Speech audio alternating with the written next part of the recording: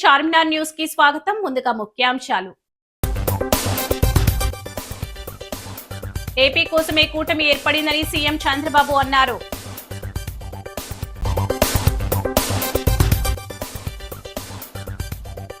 అమరావతి దాడిపై మాజీ మంత్రి పేర్ని నాని తీవ్ర ఆగ్రహం.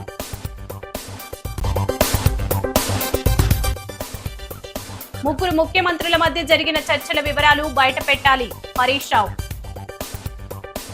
ఖమ్మం జిల్లా పెనుబల్లి మండలంలో ఎడ్లబంచర్ గ్రామం దగ్గర డీసీఎం వ్యాన్ యాక్సిడెంట్ శుక్రవారం సాయంత్రం జరిగింది. పూర్తి వివరాలు తెలియాల్సి ఉంది.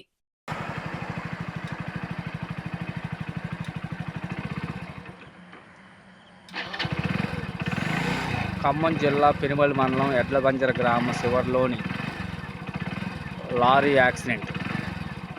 తుప్పల్లో దూసుకెళ్లిన లారీ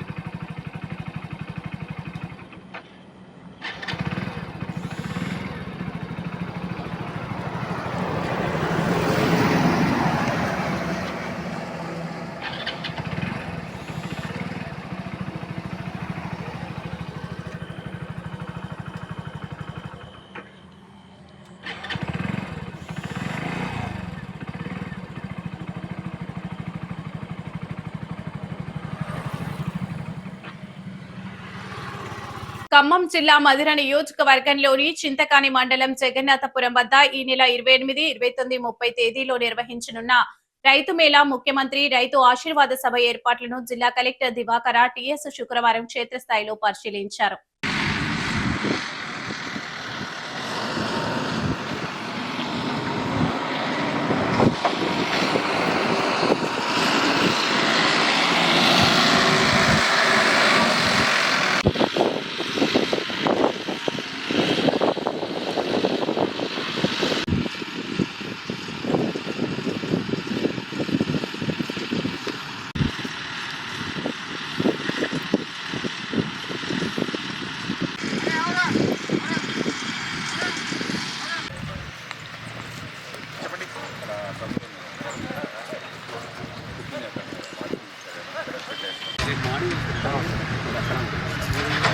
అక్కడ మనం స్టేజ్ వెనక ఎట్లాగూ గ్రీన్ రూమ్లో వేస్తున్నాం కదా, స్టేజ్ వెనక సైడ్ ఎట్లాగూ గ్రీన్ రూమ్ వస్తుంది కదా, విఐపీ పార్క్ ఎక్కడికి పుష్ చేయొద్దు, వాళ్ళని స్పేషియస్ ఏరియాకి పుష్ చేయండి.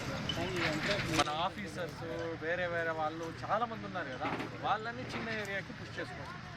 మనకి 100%, ఎందుకంటే మన మొబిలైజేషన్ అంతా తర్వాతకే ప్లాన్ చేసుకున్నాం. 12 గంటలకి ప్లాన్ చేసుకున్నాం మనం. ప్రజాస్వామ్యంలో ఓటు హక్కు ఎంతో కీలకమని, అర్హులైన ప్రతి ఒక్క ఓటరు ఈ అవకాశాన్ని సద్వినియోగం చేసుకోవాలని డీసీఎంఎస్ మాజీ చైర్మన్ మార్క్ఫైడ్, మాజీ డైరెక్టర్ పాల్వంచ సొసైటీ అధ్యక్షులు కొత్వాల శ్రీనివాసరావు అన్నారు. కొత్తగూడెం కార్పొరేషన్ పాత పాల్వంచ 46వ డివిజన్ 77 పోలింగ్ బూత్ పరిధిలోని గడియకట్టలో ఓటర్లకు దరఖాస్తులు అందజేశారు. ఈ కార్యక్రమంలో కొత్వాల్తో పాటు ఆయన సతీమణి కార్పొరేటర్ కొత్వాల విమలాదేవిలు పాల్గొన్నారు. ఈ సందర్భంగా కొత్వాల మాట్లాడుతూ, అర్హులైన ఓటర్ ఏ ఒక్కరు కూడా తమ ఓటు హక్కును కోల్పోకూడదని, అర్హులైన వారి ఓట్లు ఎట్టి పరిస్థితుల్లోనూ రద్దు కాకుండా అధికారులు, బూత్ లెవెల్ అధికారి, బూత్ లెవెల్ ఏజెంట్లు చర్యలు తీసుకోవాలన్నారు. బిఎల్ఓలు, బిఎల్ఏలు పరస్పర సమన్వయంతో బాధ్యతాయుతంగా పనిచేసి ఓటు హక్కు కల్పించాలని కొత్వాల అన్నారు. ఈ కార్యక్రమంలో మండల revenue inspector Ravikumar, booth level officer Chandarkar, BLA Masanam Sarath Babu, Boosi Srinu, Yatha Nani, Gadadasu Durgarao తదితరులు పాల్గొన్నారు. కేంద్ర ఎన్నికల సంఘం ఆధ్వర్యంలో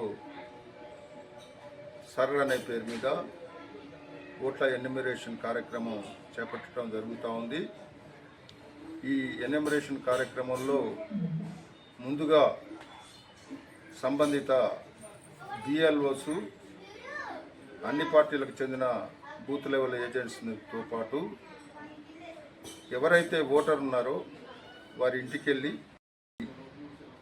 జూలై 24 వరకు గడువు ఇచ్చి వారిని లోపల ఆ ఓటర్ ఫామ్ సబ్మిట్ చేయాలని విజ్ఞప్తి చేయటం జరుగుతూ ఉంది. ఇప్పుడు ప్రైమరీగా జరిగే ఈ కార్యక్రమంలో అందరూ కూడా సకాలంలో స్పందించి వారు ఈ ఫామ్స్ తీసుకొని వారి ఓటు హక్కు నమోదుకు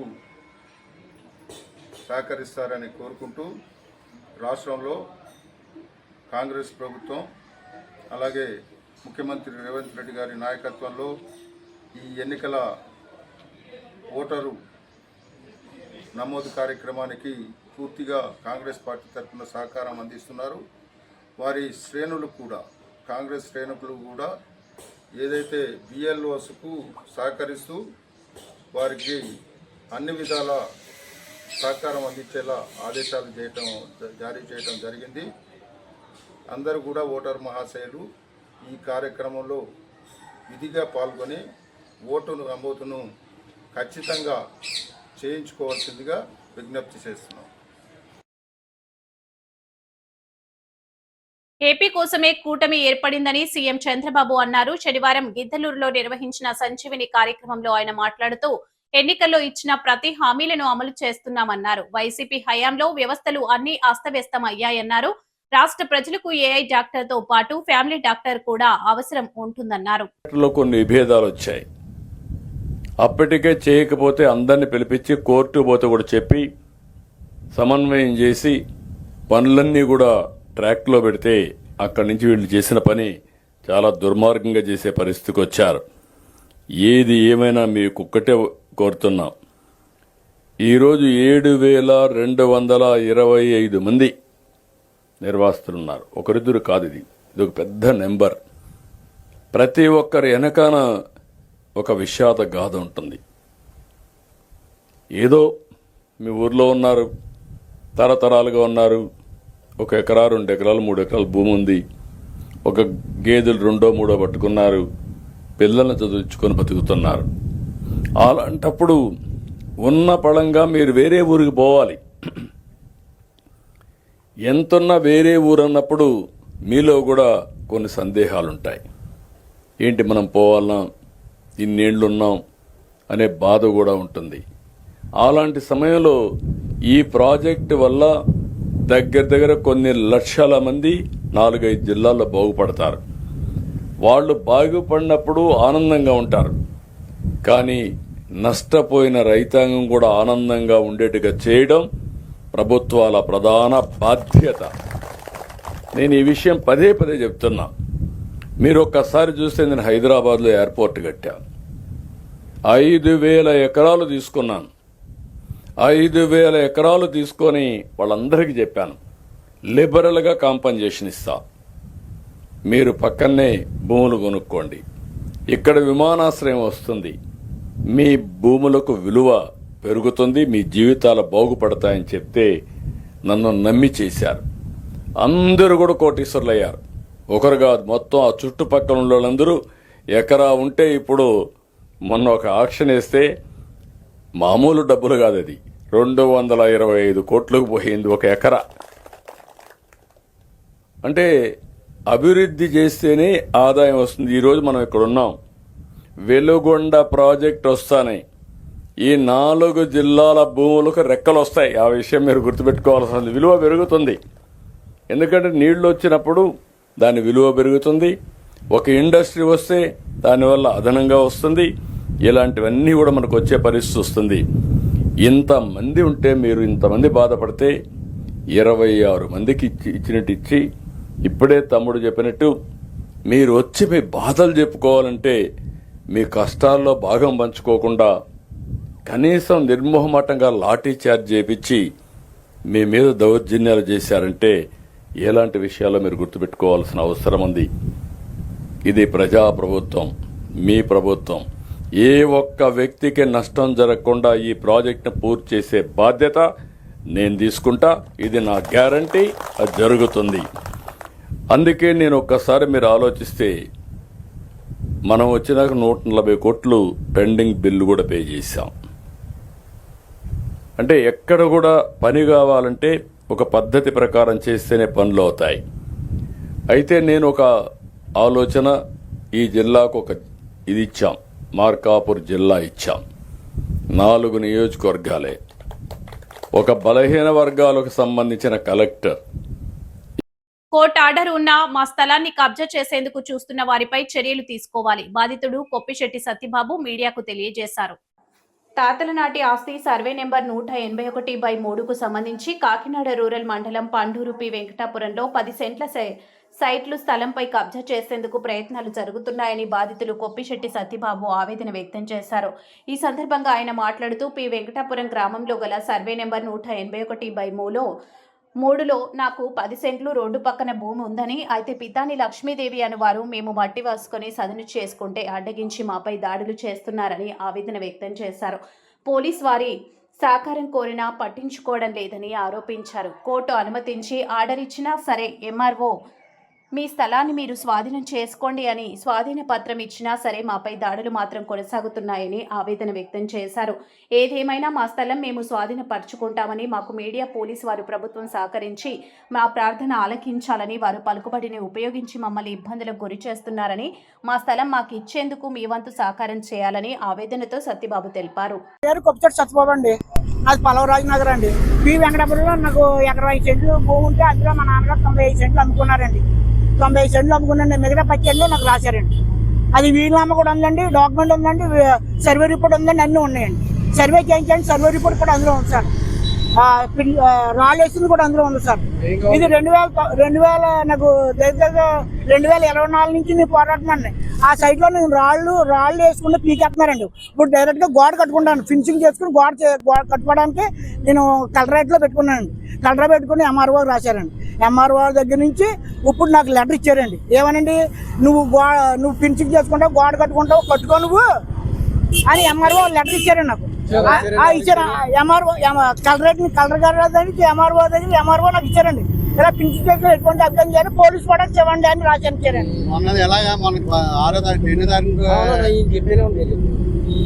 ఎంఆర్ఓ గారు మన సోమవారం ఇచ్చారండి రిపోర్ట్.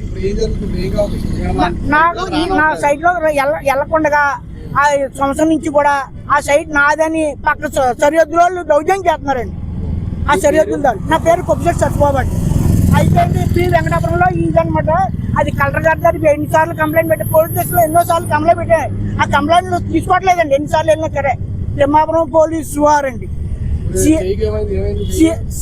మొన్న 6వ తారీఖున అండి, పోయిన నెల 6వ తారీఖున 6/5 దాని రికార్డు ఉందండి.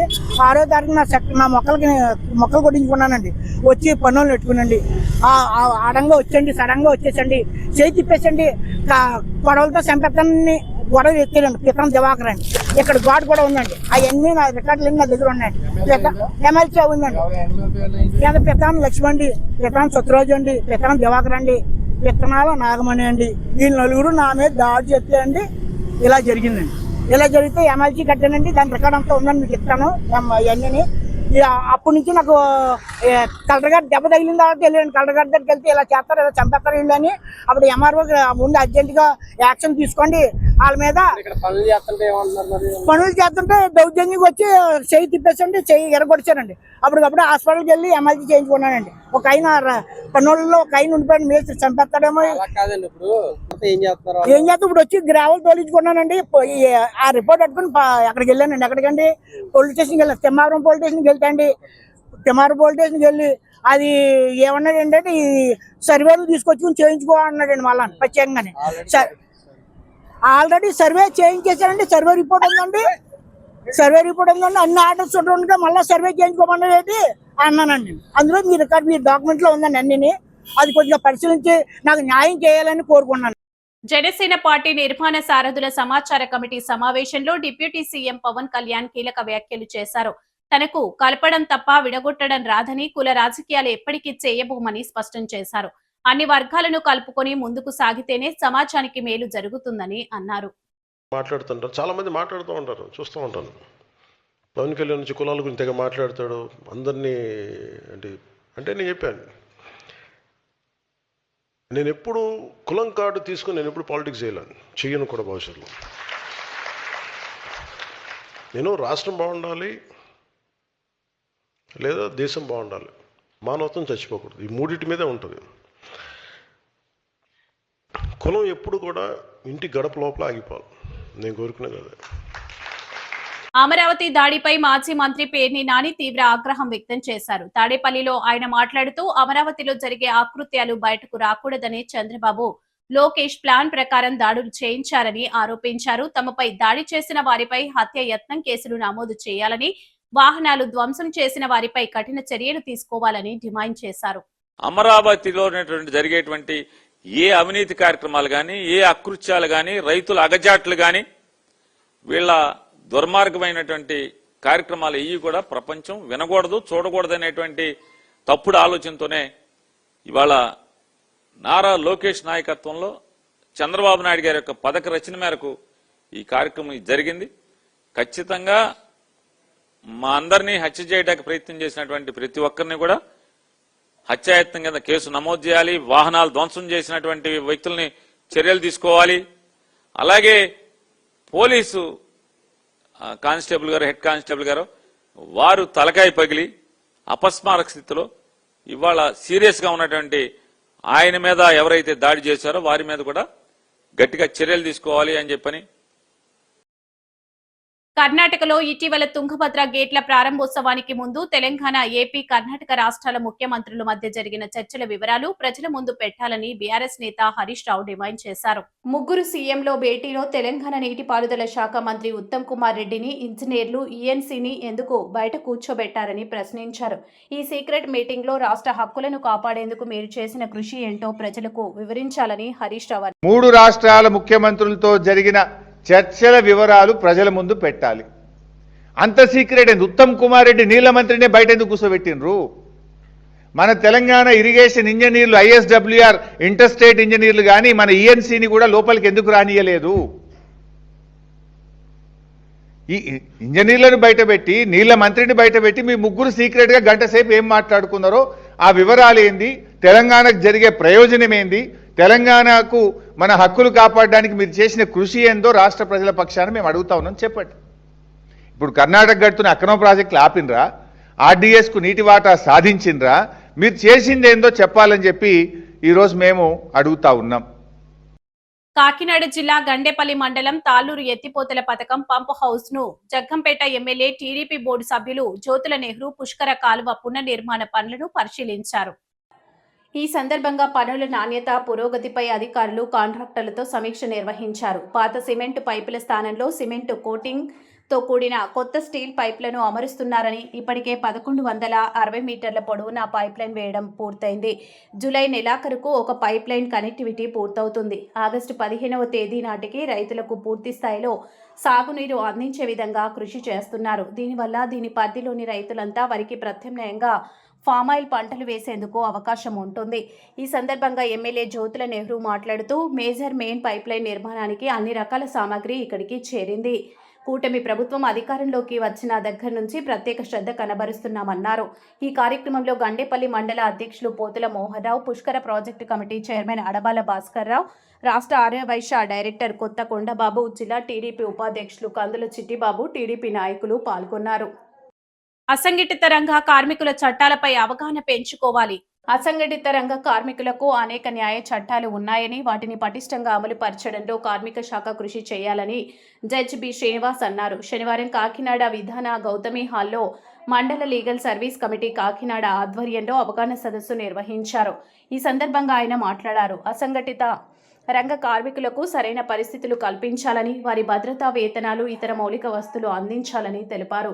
కార్మికులకు ఇబ్బంది కలిగిస్తే యాజమాన్యాలపై లేబర్ అధికారులు చర్యలు తీసుకోవాలన్నారు. కార్మికుల హక్కులకు భంగం కలిగితే న్యాయస్థానాల ద్వారా హక్కులను కాపాడుకోవాలన్నారు. ఉచిత న్యాయ సహాయం కోసం న్యాయ సేవాధికారి సంస్థను సంప్రదించాలన్నారు. DMHO Narasimham Nayak, assistant commissioner labour Mahesh మాట్లాడుతూ, అసంఘటిత రంగ కార్మికులు తప్పనిసరిగా నమోదు చేసుకోవాలని సూచించారు. ఈ కార్యక్రమంలో 3 టౌన్ సిఐ సత్యనారాయణ, రాజు, పి లక్ష్మి తదితరులు పాల్గొన్నారు.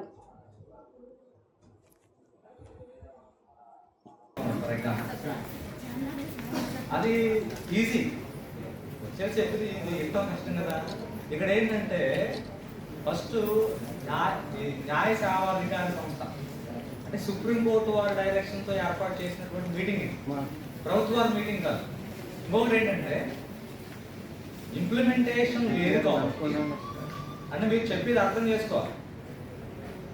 నేను ఇందాక చెప్పిన మీటింగ్లో మీరు సరిగా అర్థం చేసుకుంటే కేంద్ర ప్రభుత్వాలు రాష్ట్ర ప్రభుత్వాలు కూడా ఇంప్లిమెంటేషన్లో లాభం ఉంది కాబట్టి సుప్రీంకోర్టు వారు జాతీయ న్యాయసేవాధికార సంస్థ మరియు హైకోర్టు వారు స్టేట్ లీగల్ సర్వీస్ అథారిటీ మరియు డిస్ట్రిక్ట్ కోర్టు వారు డిస్ట్రిక్ట్ లీగల్ సర్వీస్ అథారిటీ ఆధ్వర్యంలో మీటింగ్లు పెడుతూ అధికారులతో సమన్వయం చేస్తూ ఎవరైతే అసంఘటిత కార్మిక రంగంలో ఉన్నారో వాళ్ళకి ఏమేమి ఉన్నాయో ఆ చట్టం ఏం చెప్తుందో దాంట్లో చెప్పినట్టు జరుగుతుందో లేదో ఎక్స్ప్లెయిన్ చేస్తూ దానికోసం ఏర్పాటు చేసిన మీటింగ్ ఇది. ప్రభుత్వం ఏర్పాటు చేసిన మీటింగ్ కాదు. మేము అంటే జిల్లా న్యాయాధికారి సంస్థ వారు వీళ్ళందరినీ కోఆర్డినేట్ చేసి ఆ చట్టం ఏదైతే చెప్తుందో చట్టంలో చెప్పినట్టు ఇంప్లిమెంట్ చేయండి అని చెప్పింది మీటింగ్ అనమాట. అందుకని మీరు దాన్ని అన్ని పరంగా వేరే రకంగా అర్థం చేసుకుని ఇంకేంటంటే మేము చేసేటప్పుడు ఫర్ ఎగ్జాంపుల్ మీరు చెప్పినట్టు ఇప్పుడు మీకు ఏమైనా గ్రీవెన్స్ ఉంది, మీరు చెప్పినట్లు ఏమైనా జరగట్లేదు, మీరు ఒక అర్జీ ఇవ్వండి. మీరు ఏదైతే అనుకున్నారో దాన్ని ఒక అర్జీ ఇవ్వండి. ఆ అర్జీ ఇక్కడ 3వ అదనపు జిల్లా జడ్జి గారు ఉంటారు, ఆవిడ మండల న్యాయ సేవాధికారి చైర్మన్ సెక్రటరీ. ఆ మేడం గారు వెంటనే ఎవరైతే అధికారులు ఈ స్టేజ్కి కూర్చున్నటువంటి అధికారులు దీనికి సంబంధించిన అధికారులు ఉన్నారో వాళ్ళని పిలిపించి ఇంప్లిమెంట్ చేయాలి. కాబట్టి ఈ సభ ఉద్దేశం మిగతా ఏదో సభ మీటింగ్ పెట్టుకుని వెళ్ళిపోయే ఉద్దేశం కాదు. ఇది ఇంప్లిమెంటేషన్ కోసం ఉద్దేశం. అంటే ఎంతమందిని మనం పెట్టాము, ఎంతమందికి చెప్పగలిగాము, ఎంతమందికి దీనివల్ల ఉపయోగం ఉంది, అసలైన వ్యక్తికి ఉపయోగం జరిగిందా లేదా అని దీని ఉద్దేశం. కాబట్టి అన్ని ప్రకారంగా భావించుకోకుండా మాట్లాడవలసింది 2 minutes. నేను చెప్పాను కదా ఇందాక, మనం మాట్లాడవలసింది సభకి ఎవరికైతే అర్థం అవ్వాలో ఏ పర్పస్తో ఉందో అదే మాట్లాడాలి. ఎందుకంటే టైం కూడా ఉంది. నేను మళ్ళీ కోర్టుకి వెళ్ళాలి. సిఐ గారు ఉన్నారు మాట్లాడవలసినట్టు, డాక్టర్ గారు ఉన్నారు లాస్ట్ ఫైనల్ మాట్లాడాలి. కాబట్టి ఒక 2 minutes మీరు ఏదైతే చెప్పాలో న్యాయ సహాయం అందించడం అదేవిధంగా ముందుగా చెప్పదలుచుకున్నాం.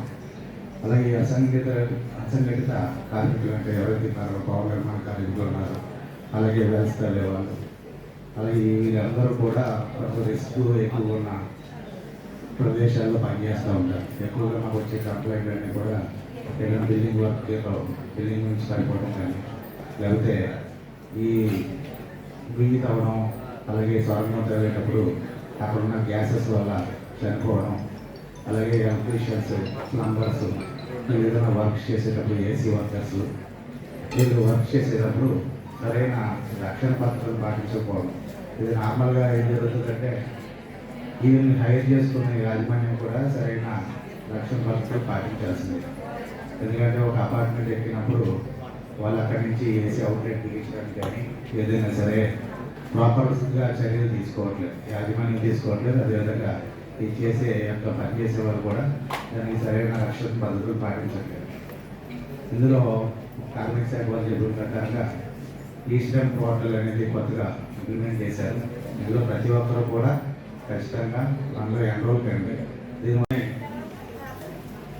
మరియు స్టేజ్ అలంకరించిన ఇతర పెద్దలకి మరియు ఇక్కడికి వచ్చిన ఇతర ఆఫీసర్స్కి ప్రెస్ వారికి అందరికీ ధన్యవాదములు. ముఖ్యంగా ఈరోజు ఈ పథకం యొక్క ముఖ్య ఉద్దేశం ఏంటంటే అసంఘటిత రంగ కార్మికులందరినీ గుర్తించడం, వాళ్ళకి రిజిస్ట్రేషన్ ప్రోత్సహించడం మరియు వారికి వచ్చే బెనిఫిట్స్ని ఎక్స్ప్లెయిన్ చేశారు ఆల్రెడీ. ఆ బెనిఫిట్స్ని పొందే విధంగా మనం చైతన్యం ప్రజల్లో మరి కార్మికుల్లో చైతన్యం తీసుకురావాలి. సో అందరూ కూడా తెలుసుకోవాలి. మనకి బీపీఎల్ బిలో పవర్టీ లైన్ ఉన్న వాళ్ళకి వీటితో పాటు మనకి మరి ఎన్టీఆర్ వైద్య సేవ కార్డు ఉంటుంది. సో అది తీసుకోవచ్చు. దాంట్లో మరి 25 లక్షల వరకు మరి ప్రైవేట్ హాస్పిటల్స్లో యాజ్ వెల్ యాజ్ గవర్నమెంట్ హాస్పిటల్స్లో మనకు ఉచితంగా వైద్యం చేస్తారు.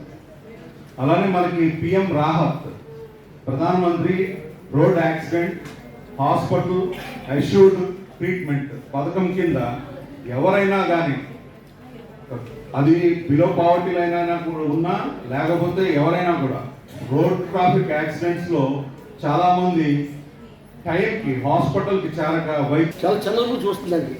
దానివల్ల మీ అధికారులు ఇక్కడి నుంచి ఒక మెసేజ్ పంపండి. కార్మికులకి ఒక కూడు గుడ్డతో అంతవరకు పనిచేస్తారండి. కార్మికులు ఒక 1,00,000 కోట్లు సంపాదించరండి. ఆ రోజుకి కూడు, ఆ రోజుకి గుడ్డ, ఒక వాళ్ళ యొక్క ఏదైతే మరి నిత్యావసర వస్తువులు ఉన్నాయో వాటి కోసం తప్ప వేరేది కాదు. మన రాష్ట్రంలో ఎలక్ట్రికల్ బోర్డు పేరుతో 400 కోట్లు అప్పు ఇచ్చారు. ఈ బోర్డులో ఉన్నటువంటి నిధుల్ని ఇతర డిపార్ట్మెంట్కి అప్పు ఇచ్చారు. అదొక ఇష్యూ వైలేషన్ కింద వస్తుంది. సుప్రీంకోర్టు ఆదేశాన్ని వైలేషన్ కింద వస్తుంది. ఇక రెండవది ఏంటంటే ఈ డిపార్ట్మెంట్లో ఒక 5 ఏళ్ళ నుంచి ఎటువంటి యాక్టివిటీ లేదు గత 5 ఏళ్ళలో. కానీ లేదు, కానీ కన్సంప్షన్ మాత్రం నిధుల నుంచి కన్సంప్షన్ అయితే జరుగుతాం. వార్తలు ముగించే ముందు ముఖ్యాంశాలు మరోసారి. ఏపీ కోసమే కూటమి ఏర్పడిందని సీఎం చంద్రబాబు అన్నారు.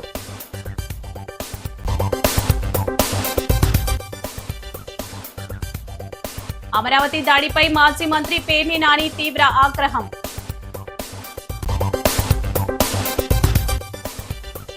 ముగ్గురు ముఖ్యమంత్రుల మధ్య జరిగిన చర్చల వివరాలు బయటపెట్టాలి, హరీష్ రావు.